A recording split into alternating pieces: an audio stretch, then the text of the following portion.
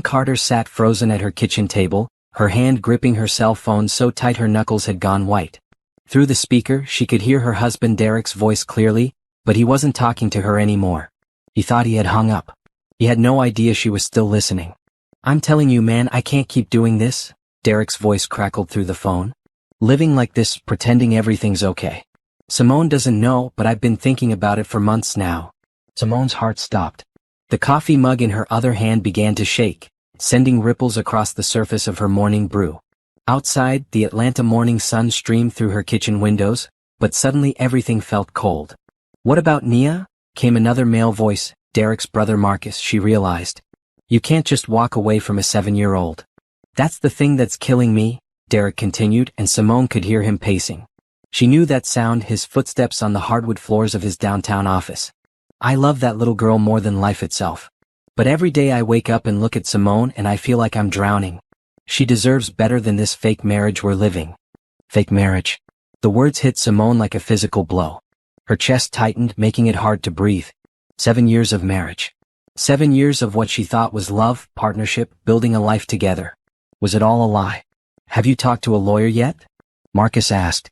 "I've got an appointment next week," Derek said quietly.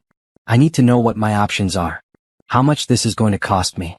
How we're going to split custody of Nia." Simone's phone slipped from her trembling fingers and clattered onto the table. The sound echoed through her empty kitchen like a gunshot. Derek and Marcus kept talking, unaware that Simone's world was crumbling with every word they spoke.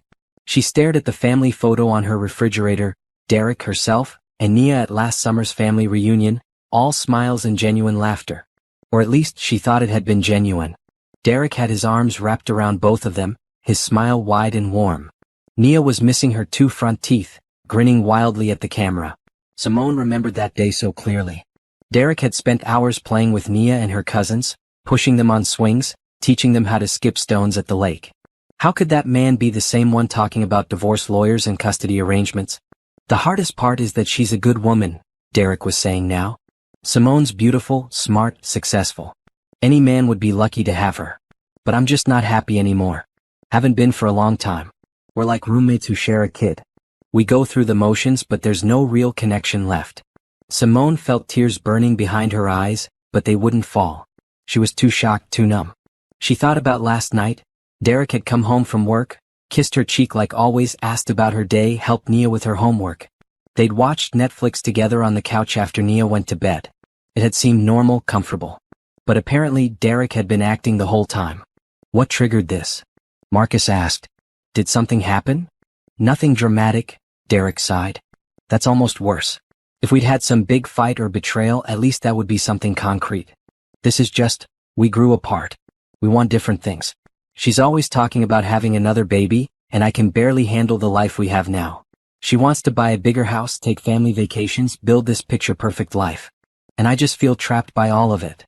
Another baby. Simone's hand instinctively moved to her stomach. They'd been trying for 6 months. Every negative pregnancy test had been a small heartbreak for her, but Derek had always consoled her, told her it would happen when the time was right. Had he been lying about wanting another child too? "Look, I know this sounds cold," Derek continued, "but I'm 34 years old. I've got maybe 40 good years left on this earth. Do I want to spend them pretending to be happy? Or do I want to find someone who actually gets me, who wants the same things I want?" "And what about what Simone wants?" Marcus asked. "Have you even tried marriage counseling?" "She'd want to fight for this marriage, and honestly, I don't have the fight left in me. I've already checked out mentally. It wouldn't be fair to her to go through months of therapy when I already know it's over." Simone finally picked up her phone with shaking hands and ended the call. The sudden silence in her kitchen was deafening. She sat there for what felt like hours but was probably only minutes, staring at nothing, trying to process what she just heard. Derek didn't love her anymore. Derek wanted a divorce. Derek had already started the process of leaving her. And he hadn't even had the respect to talk to her about it first.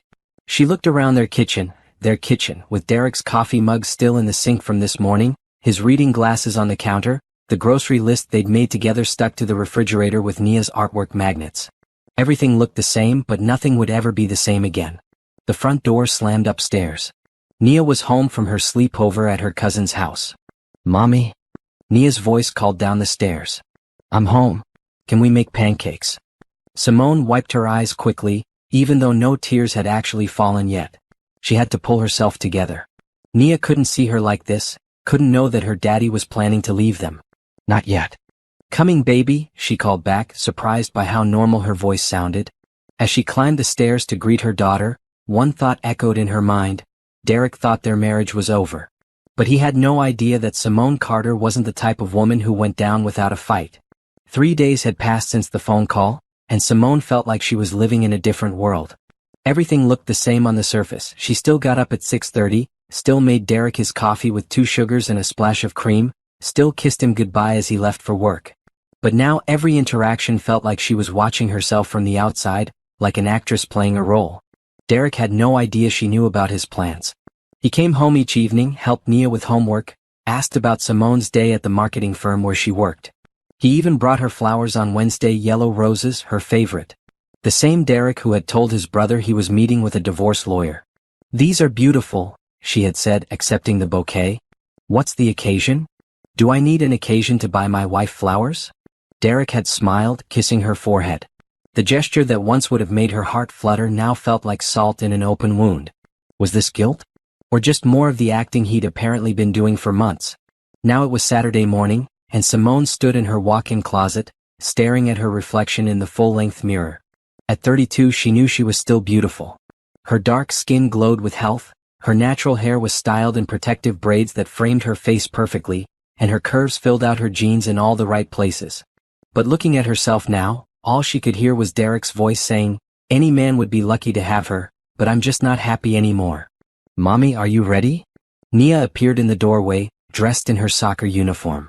Saturday morning games were their tradition. Derek usually worked, so it was just the two of them cheering on Nia's team. "Almost, sweetheart. Go grab your water bottle and cleats." At the soccer field, Simone tried to focus on Nia's game, but her mind kept wandering. She watched the other families, couples sitting together on folding chairs, fathers coaching from the sidelines, mothers sharing snacks and gossip. Had any of them been through what she was going through? Did any of these smiling wives know their husbands were secretly planning to leave them? "Great save, Nia," she called out as her daughter blocked a goal attempt. Nia beamed and waved from the field. "She's getting so good," said Carmen Rodriguez, another soccer mom who sat down beside her. "My Sophia is jealous of how fast Nia runs." "She loves it," Simone replied automatically. "Derek keeps saying we should sign her up for track too." Derek. Even when he wasn't there, he was part of every conversation, every plan, every thought about the future. How was she supposed to untangle 7 years of shared life? How was she supposed to tell Nia that Daddy might not be living with them anymore? After the game, she and Nia stopped for ice cream at their usual spot, a small shop downtown that made the best peach cobbler sundaes in Atlanta. They sat at their regular table by the window, and Nia chattered excitedly about the game. "Did you see when I almost scored? I was so close. Coach says if I keep practicing my left foot kicks, I'll score next week for sure." "I saw, baby. You're getting so strong." "Daddy said he might be able to come to next week's game. Do you think he will?" Simone's stomach clenched. Where would Derek be next week? Would he still be living with them? Had he already found an apartment? "I don't know, sweetheart. Daddy's pretty busy with work right now." Nia nodded seriously. At 7 she was already learning that grown-up responsibilities sometimes got in the way of fun things. It broke Simone's heart to think that soon Nia might be learning much harder lessons about how grown-ups could disappoint you. That evening, Derek was unusually attentive.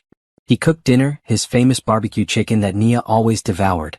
He played board games with them after dinner, making Nia giggle with his silly voices when he read the cards.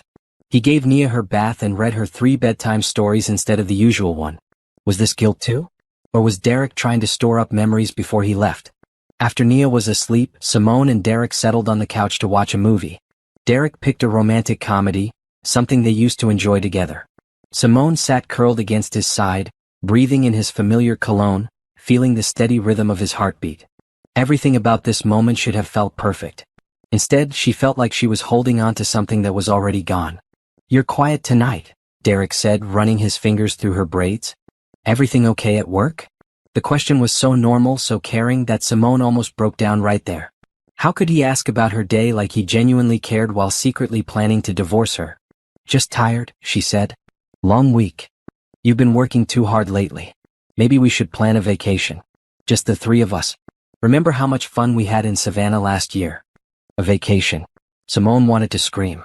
How could he talk about future plans when he was already planning to leave? Was this more acting? Or had Derek changed his mind? That sounds nice, she managed to say. But later that night, as Derek slept peacefully beside her, Simone stared at the ceiling and faced the truth she'd been avoiding for 3 days. Derek hadn't changed his mind. Men didn't meet with divorce lawyers because they were having temporary doubts. Derek was leaving her, and he was just waiting for the right moment to tell her. The question was, what was she going to do about it? She thought about her parents, married 35 years before her father passed away 3 years ago. She thought about her grandmother, who had raised 6 children and stayed married for 52 years despite more hardships than Simone could imagine. The women in her family didn't give up on their marriages easily. But they also didn't let themselves be blindsided by men who had already checked out. Simone slipped out of bed quietly and padded to the kitchen.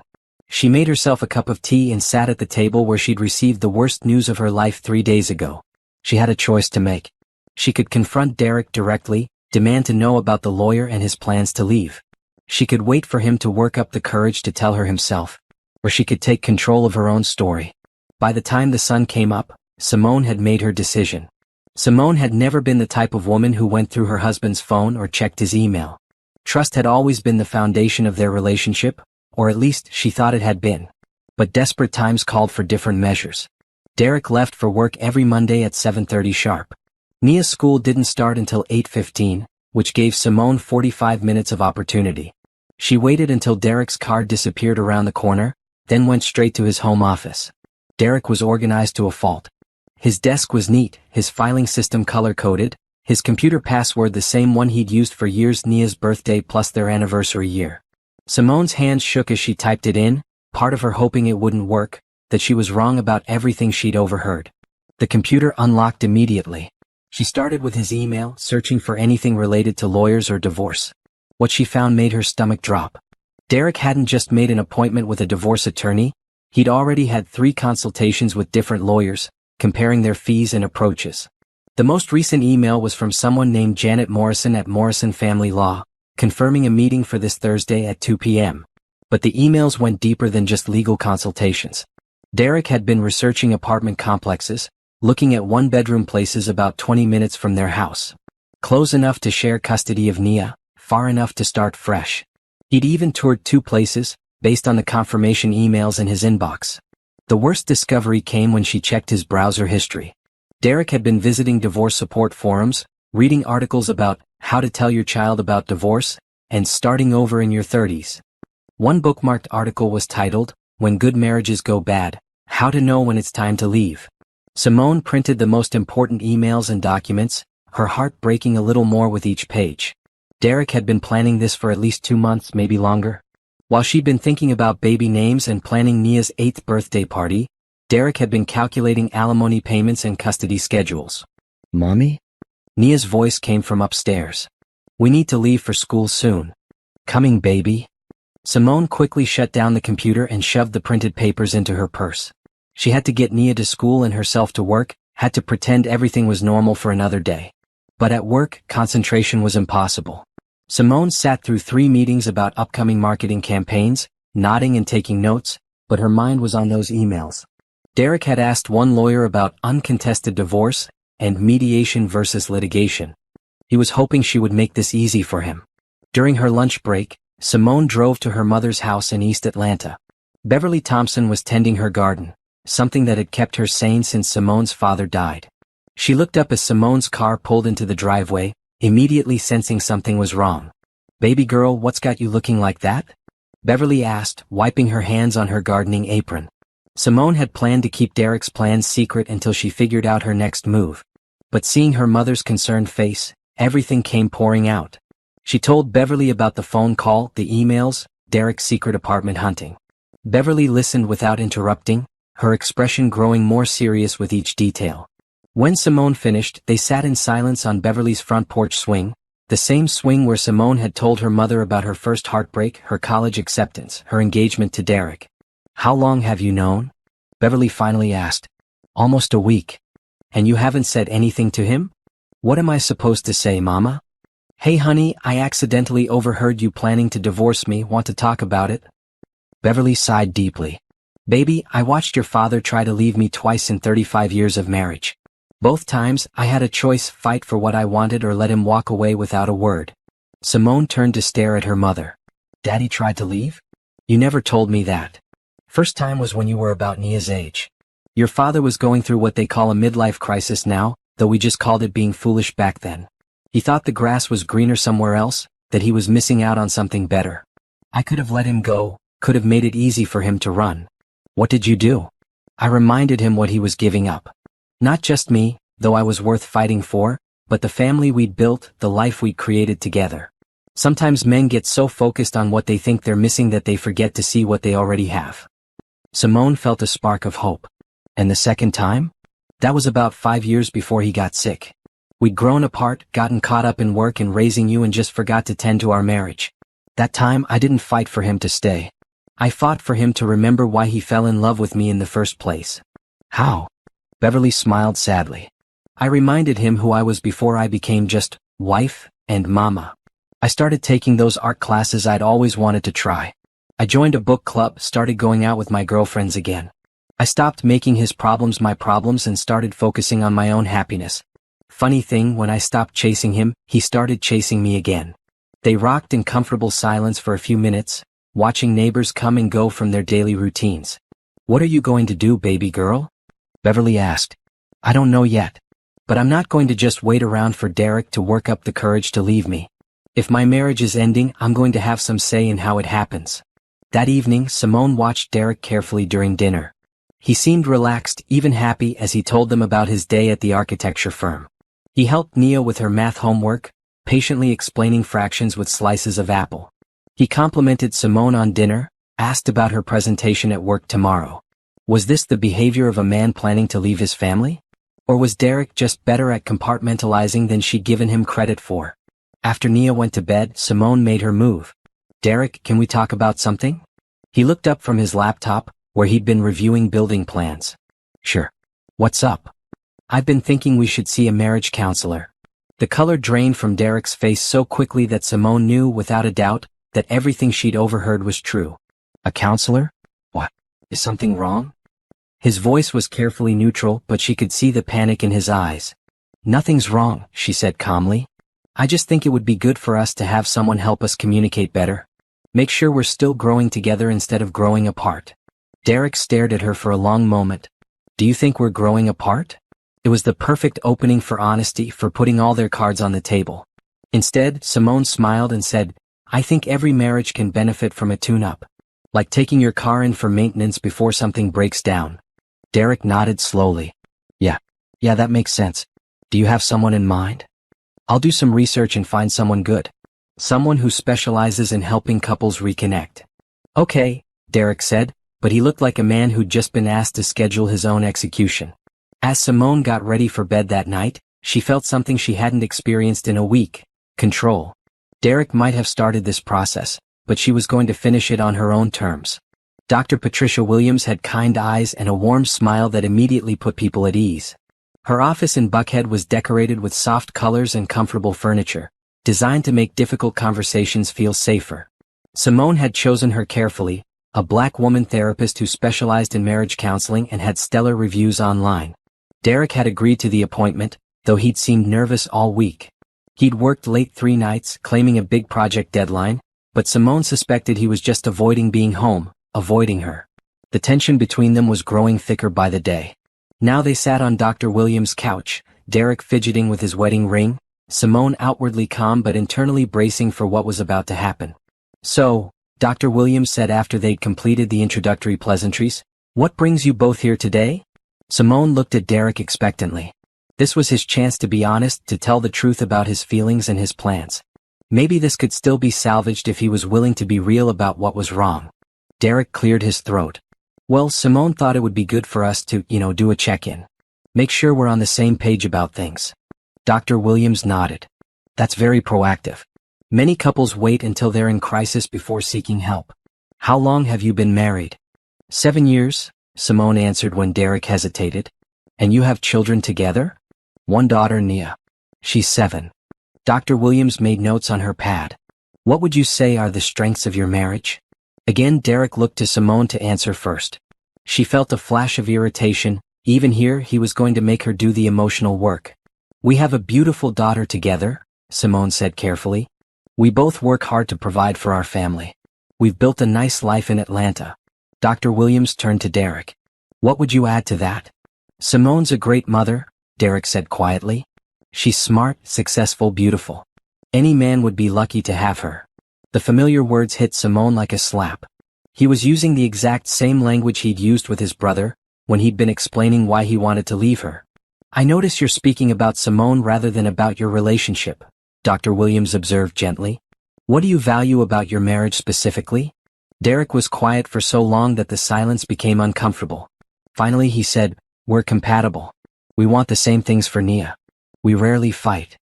"Rarely fighting can be a strength," Dr. Williams said, "but it can also sometimes indicate that partners aren't communicating about important issues. Do you feel like you can talk to each other about difficult topics?" "We communicate fine," Derek said quickly. Simone almost laughed at the irony. They were sitting in marriage counseling because Derek couldn't communicate that he wanted a divorce. "What about intimacy?" Dr. Williams asked. "Physical and emotional intimacy are crucial components of a healthy marriage." Simone watched Derek's face carefully. This was getting into territory where his lies would be harder to maintain. We're going through a bit of a rough patch in that area," Derek admitted. "How long has this rough patch been going on?" "A few months," Derek said, looking at his hands. "More like a year," Simone corrected, her voice still calm. "Maybe longer." Dr. Williams looked between them, clearly sensing the undercurrent of tension. "This is actually very common. Life stresses, work, parenting, financial pressures, can all impact intimacy. The important thing is that you're here, willing to work on it together." Derek shifted uncomfortably. "Dr. Williams, can I ask you something? In your experience, is it possible for people to just grow apart? Even when there's nothing specifically wrong?" "Absolutely," Dr. Williams said. "It's one of the most common challenges I see. Partners can drift apart gradually, so slowly that they don't realize it's happening until they wake up one day feeling like strangers. And when that happens," Derek continued, his voice barely above a whisper, "is it possible to find your way back to each other?" This was it, Simone realized. Derek was asking if their marriage could be saved because some part of him was hoping the answer was yes. "With commitment from both partners, absolutely," Dr. Williams said firmly. "But both people have to want to do the work. Both people have to believe the relationship is worth fighting for." Derek looked at Simone, then really looked at her for the first time in weeks. She saw confusion in his eyes and pain, and something that might have been hope. "Derek," Dr. Williams said gently, "what do you need from this marriage to feel fulfilled?" The question hung in the air for a long moment. Simone held her breath, wondering if this was when Derek would finally tell the truth. "I need to feel like we're partners," he said slowly. "Like we're building something together instead of just existing in the same space. I need to feel like Simone sees me as more than just a provider, more than just Nia's dad." Simone felt her heart crack open. "Is that how you feel? Like I only see you as a provider?" Derek's eyes filled with tears. "Sometimes. Yes, sometimes I feel like I could be any man as long as I brought home a paycheck and helped with homework." "That's not true," Simone whispered. "Derek, that's not true at all. When's the last time we talked about something other than Nia's school or the mortgage payment or what needs to be fixed around the house?" Derek asked. "When's the last time you asked me about my dreams or my fears or what I'm thinking about late at night when I can't sleep?" Simone opened her mouth to respond and realized she couldn't remember. When had they stopped being curious about each other? When had they stopped being friends? "This is exactly the kind of conversation that can help rebuild intimacy," Dr. Williams said. "You're both being vulnerable about your needs. That's brave and it's necessary. But what if it's too late?" Derek asked, his voice breaking. "What if we've drifted so far apart that we can't find our way back?" Simone looked at her husband, really looked at him, and saw not the man who had been planning to leave her, but the man who was afraid he'd already lost her. The man who was asking if their love could be saved. "It's not too late," she said firmly. "Derek, it's not too late unless we decide it is." For the first time in months, Derek smiled at her with genuine warmth. "You really believe that?" "I believe in us," Simone said, and meant it completely. "I believe in our family. I believe that what we built is worth fighting for." Dr. Williams smiled. "This is exactly where healing begins, with both partners choosing to fight for their relationship instead of giving up on it." As they scheduled their next appointment and prepared to leave, Simone felt lighter than she had in weeks. Derek took her hand as they walked to their cars, and the simple gesture felt like a promise.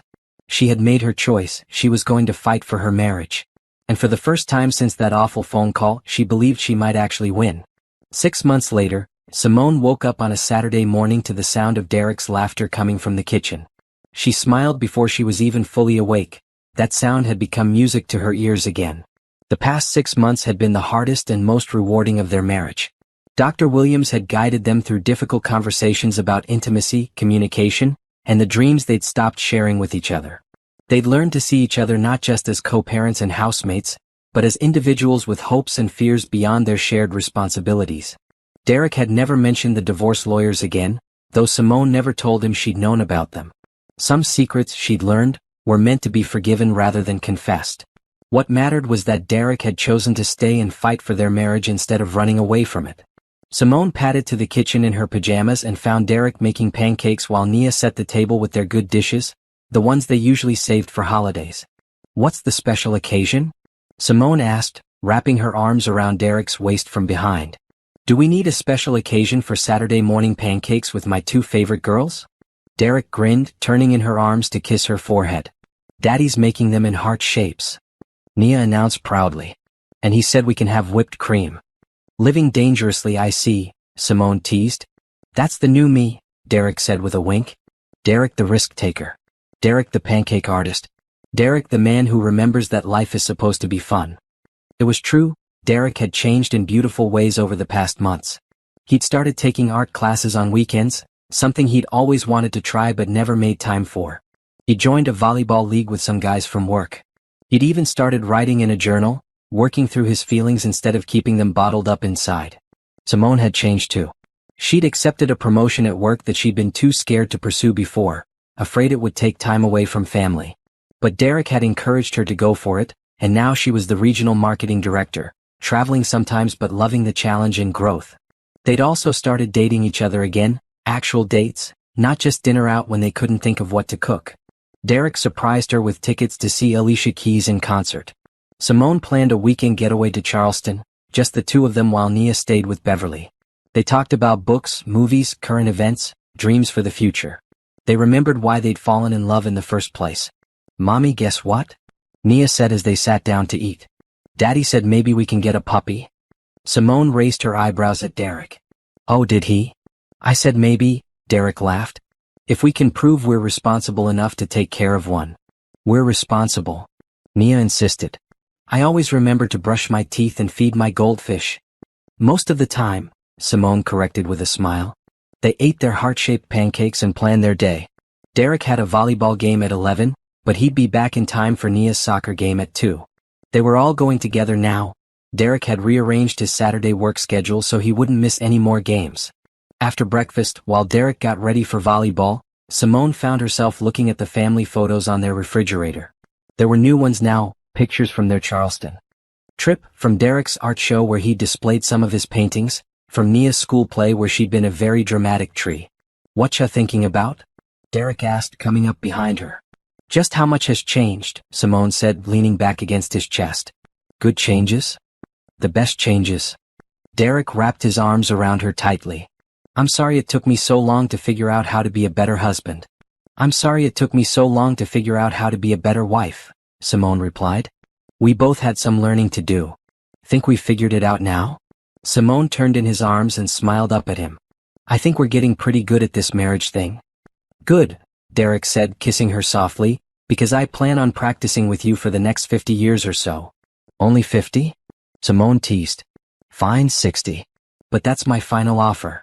They were interrupted by Nia running through the kitchen, soccer cleats in one hand, water bottle in the other. "Come on, you two. Stop being mushy. We're gonna be late." Derek and Simone laughed, breaking apart to grab their keys and sunglasses. As they loaded into Derek's car, all 3 of them together like a family, Simone thought about that terrible morning 6 months ago when she'd overheard Derek talking about leaving. She'd been so afraid that day, so certain that her marriage was over. But sometimes the worst moments could become the beginning of the best changes. Sometimes you had to almost lose something to remember how much it meant to you. Derek reached over and took her hand as they drove to the soccer field, and Simone squeezed back. They'd chosen each other once when they were young and thought love would be easy. Now they'd chosen each other again, older and wiser, and knowing that love was work, but work that was worth doing. Behind them, Nia chattered excitedly about the game, about her friend's birthday party next week, about whether they could stop for ice cream afterward. The sound of her voice filled the car with joy and possibility. Simone looked out the window at the Atlanta skyline, at the city where they'd built their life together, where they were raising their daughter, where they'd learned to fight for their love instead of giving up on it. Her phone buzzed with a text from Jasmine. "How are the lovebirds doing today?" Simone typed back quickly, "Better than ever. Turns out some things are worth fighting for." As they pulled into the soccer field parking lot, Derek turned to her with a serious expression. "Simone, there's something I need to tell you." Her heart skipped for just a moment, old fears dying hard, but Derek's face was calm, loving. "What is it?" "I've been thinking about what you said months ago about wanting another baby." Simone's breath caught. They hadn't talked about expanding their family since starting counseling, both of them focused on healing what they already had. "And," she whispered. Derek smiled, the smile that had made her fall in love with him 9 years ago. "I think Nia would make an amazing big sister. If you still want to try." Tears filled Simone's eyes, happy tears this time. "Are you sure? Really sure?" "I'm sure about us," Derek said simply. "I'm sure about our family. Everything else we can figure out together." "Yes," Simone whispered, then louder, "Yes. I want that. I want all of it with you." "What are you guys talking about?" Nia asked from the back seat, always curious about grown-up conversations. Derek and Simone looked at each other and started laughing. "We'll tell you later, baby girl," Simone said. "Right now, let's go watch you score some goals." As they walked toward the soccer field, Nia running ahead with her teammates, Derek and Simone walked hand in hand. The Atlanta sun was warm on their faces, the future stretched out before them full of possibility, and their love, tested and proven and stronger than ever, would carry them through whatever came next. Simone thought about the woman she'd been 6 months ago, sitting at her kitchen table with her world falling apart. She thought Derek's secret planning meant their marriage was over. Instead, it had been the beginning of their real marriage, the one built on honesty and choice and daily commitment to each other. Sometimes the worst phone call of your life could lead to the best decision you ever made, to fight for love instead of giving up on it. "Goal?" Nia shouted from the field, and Derek and Simone cheered together, their voices